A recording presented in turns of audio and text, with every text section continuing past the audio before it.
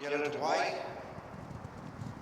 and thereof 2-5 the trip in the Ballymaloo Relish beginner's chase. Up front it's Galopin des Champs, flew word and crossing the inside of the three straight across the fence, opening up an advantage over 8 That Is Shame.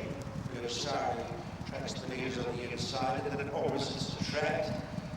So they make tracks to the first ditch.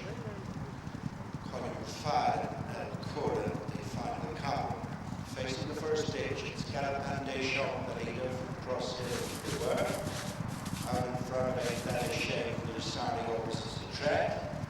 Column 5 and El Quarter across the counter fence number 3, taking them into the straight the first time. Galopin des Champs showing the lead from Fleur, crossing the inside. 5 lengths to 8 That Is Shame, and then Blue Sari racing in company with opposites attract in the gap to El Quarter and Column 5. Turning into the straight, and a little more than 2 miles to the race. And it's Galopin des Champs, Classing over Circa, winning at both Cheltenham and Punchestown, shows the way, but only just to the quarter colours from Cross Hill on the right hand side. With them in third is Fleur, the name That Is Shame, a bit closer to fourth. There's Sari opposites the track, and Quarter has raced away from column 5 as they find out in front of us. 8 runners, standing, run before they reach the next fence. Totally intended to jump Galopin des Champs and Townend with the lead. A lead of 2 lengths over Cross Hill, Colin on the inside, Fleur, and the race winning pilot David Russell. And That Is Shame racing Blackmore corner in fourth, and then opposites the track, Brian Cooper, Blue Sari, Mark Walsh, and Cora, Simon Cavan, and Colin 5, last to all Dennis Reed. First of 2 away from us. The proficient jump on the front running Galopin des Champs, who has asserted, good 4 or 5 lengths in front of Cross Hill and then Fleur. 8 That Is Shame opposites the track, Blue Sari, El Quarter, and the back marker is Column 5. Cross Hill had a mistake by opposites the track. Cross Hill just screwed that fence a little. Good spaces between first and last as Galopin des Champs is upholding a lead of a good 4 lengths, turning into the back straight from Cross Hill, who's clad in the Galvin colours of owner Ronnie Bartlett, winner of Christmas corporate that was the Saddles Chase. Cross Hill is followed to the 9 furlong point by Fleur, then 8 That Is Shame and Blue Sari. Long intervals between the runners heading to the final mile. Galopin des Champs has easily raced a good 8 lengths clear of Cross Hill, then Fleur and 8 That Is Shame and Blue Sari. Galopin des Champs fitly in second, Cross Hill, then Fleur, 8 That Is Shame, Blue Sari, then Quarter tailed off as Column 5. Heading to the second last ditch, right across from the grandstand here at Leopardstown, Galopin des Champs.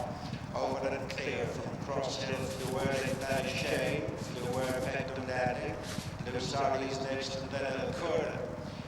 Heading to the next to the far side, this will be 5 fences from the finish, and it's Galopin des Champs, Paul Townend, up and over, with the big advantage over 8 That Is Shame, who moved off in pursuit Rachel Blackmore, then Fleur and Davy Russell. Blue Sari is starting to take closer order for Mark Walsh as Cross Hill has broke ground for 8 Coleman. Galopin des Champs over 4 out with a healthy looking advantage over 8 That Is Shame, Blue Sari, Fleur, and then Cross Hill.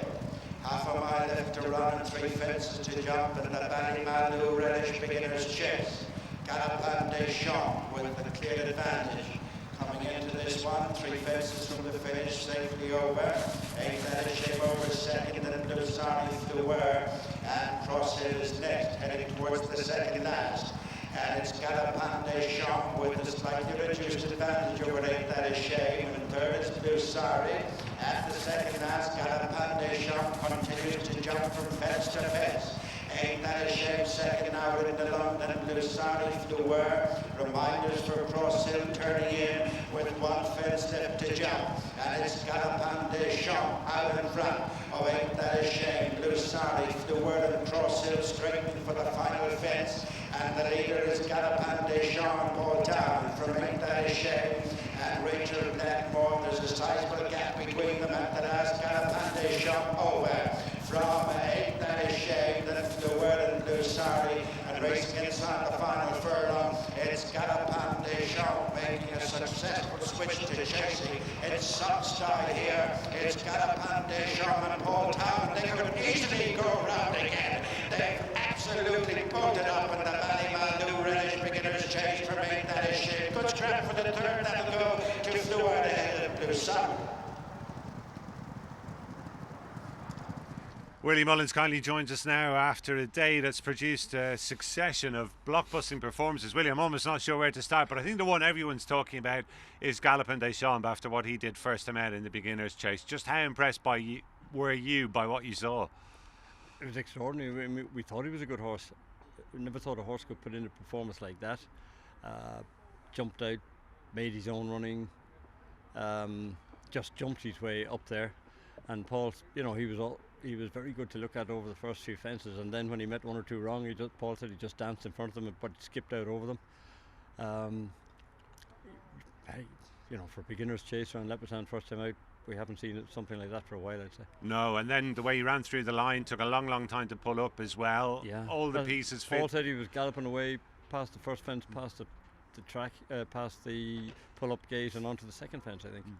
You don't see a horse do that in this ground. At the end of last season, he was obviously on a real roll, had that win at the Cheltenham Festival, followed up at Punchestown. Did you feel even at that stage that fences might perhaps see him to even better effect? No, I was looking forward to my summer holidays. we didn't. I mean, I don't make up.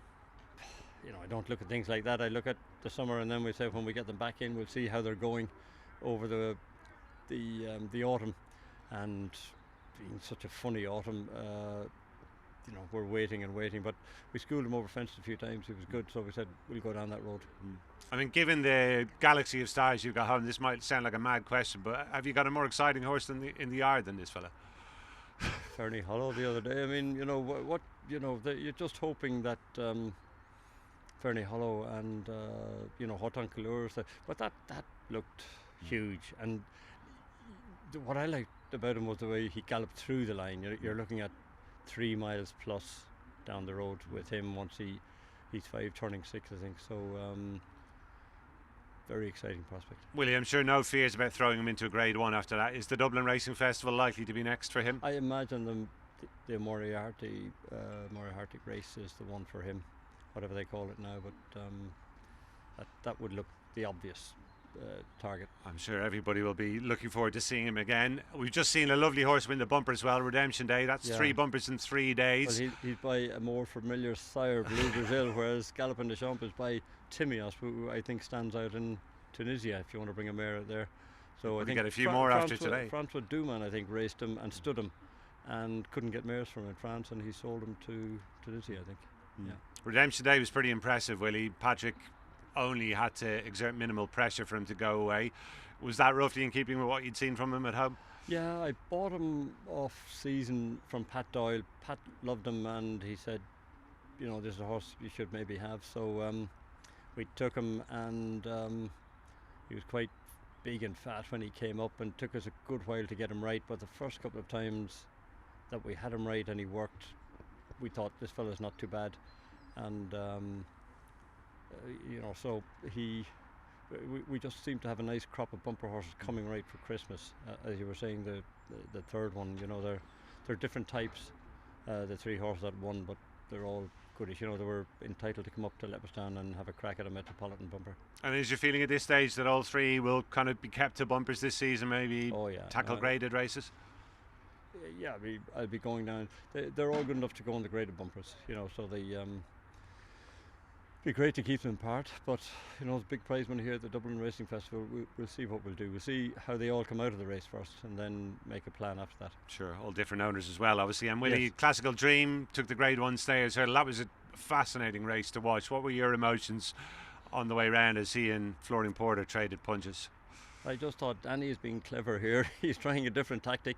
I said to Paul, what happened at the start? He said, well, the flag went down, Classical Dream just jumped off. He said before the tape even went back. So I must get a look at that. But Classical Dream just took things into his own hands, and I said, I gave him nice breathers in front, and he said no. He said the horse just gave himself breathers, and then sorry, can I turn off this phone? But the horse gave himself breathers, and he just picked up when Flooring Porter came behind him and put in some fantastic jumps and got a length or two and made it easy for himself. But it was a tough race on both horses, Flooring Porter and Classical Dream. I'd say they'll remember that race for a while. I'd say, our fellow was very tired, but it was his first run since Punchestown, and that's only his second run in God knows how long. So he might not have a run before going to England, I think. Yeah. It'll be an eagerly awaited rematch, won't it? I think with the two of them after what happened at the start, and given that both of them, I think there could be more to come from them, couldn't there? I'm hoping there's a lot more from our fella now, because he wasn't impressing me at home. He was doing things all right, but not. He wasn't impressing me, So for him to come out and do that, I think there has to be a lot more in the tank. Very exciting. And Willie also amongst the winners down at Limerick today with Concertista. Kitty Galore tore off in front in that race. Yeah, Were you worried at any stage watching it? I thought Sean O'Keefe gave her a brilliant ride, because it's he's a young jockey. He's riding a hot shot, for us in a race like that, and he didn't panic. He just kept her jumping, kept the bit in her mouth. It's very hard, it's very easy for us to ride them from the stands and thinking, should he be keeping closer order, because the horse that was away in front was 15-20 lengths in front, and one of John Ryan's, you're always thinking, they know how to jump and gallop, and I thought I was very impressed with Sean. A huge ask for a young fellow, and he timed it perfectly. And what's your feeling about the future for Concertista now? She's taken defence as well, clearly. Mare's Chase, I imagine, in Cheltenham. I know it might be a year too early. She could go for the Mare's Hurdle, but she'll probably have another run somewhere. And she's so sharp at her fences as well. She doesn't, I'd say she'd probably take the top 3 inches off every fence. When I saw her schooling first, I said that to Simon Munir and Isaac Swade, and they were wondering, should we, she's a valuable mare, and would it be too risky going over fences? But I said, look, she's very sharp, and we said we'd see her over her first race, and she did that well. And then today, she knows, what heights she jumps. She jumps them like a hurdle, but she's very good. And Willie, what was your view on the horses in the Savills chase? Kenboy certainly gave it everything from the front. Yeah, didn't he? Paul thought he might need blinkers. He was over and back in front of his fences, wasn't racing properly. Probably could have gone a stronger gallop, and he couldn't. Mellon was trying not to get into an argument with Kenboy, and Patrick said that didn't suit him either. Ran well. Davy Russell gave the winner a fantastic ride. It was absolutely top drawer, the way he pulled the horse out of the race, turning for home, let the other two at it, and came down the wide outside and produced him on the line. Absolutely brilliant out of Davy, well done. And Janadil, Mark said he didn't stay. I'm sort of a little disappointed with him. I thought he would run a bit better. Frankie Deport was running a cracker, and Brian, he said he met the second last wrong, and that was a little disappointing. But whether we go back and trip with him or not, I don't know. But he jumped. She got him jumping very well. The best I've ever seen him jump, I think. Well, Willie, really appreciate your time. Another great day's working, and I will reconvene for more of the same tomorrow. Thanks very much. I hope you're right. Thank you. Cheers, Willie. Cheers.